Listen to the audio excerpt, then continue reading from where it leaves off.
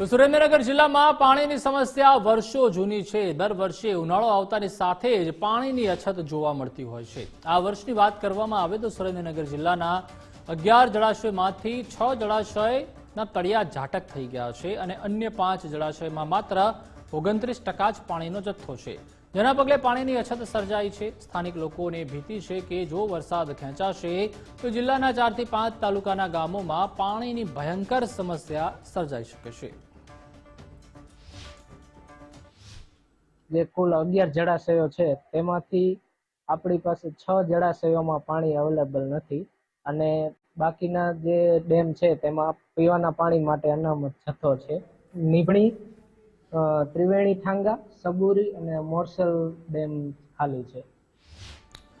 ચોંકાવનારી વાત તો એ છે કે એશિયાનું સૌથી મોટું પમ્પિંગ સ્ટેશન સુરેન્દ્રનગર જિલ્લાના ઢાંકી ખાતે આવેલું છે। સૌરાષ્ટ્ર અને કચ્છ સુધી અહીંથી પાણી મોકલવામાં આવે છે। બીજી તરફ સુરેન્દ્રનગર જિલ્લાના લોકો પાણી માટે વલખા મારી રહ્યા છે, ત્યારે તળાવ કાંઠે પ્રજા તરસી હોય તેવો ઘાટ સર્જાયો છે। સ્થાનિક લોકો માંગ કરી રહ્યા છે કે આ અંગે તંત્ર દ્વારા તુરંત નક્કર કાર્યવાહી કરવામાં આવે।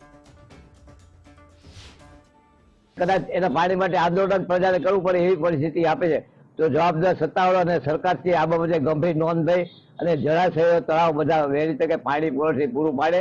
પમ્પિંગ ટેસ્ટને પણ ડોક્ટર પાસે પાણી ભરપૂર છે, છતાંય સંકલનના અભાવને કારણે આ જિલ્લાની પ્રજાને પાણીના પોકાર કરવા પડે છે, જે બરોબર નથી। અમારી ન્યાય માગણી છે, પ્રજા હિતની છે, માટે વહેલી તકે તંત્ર ચાલકો જાગે તે જરૂરી છે।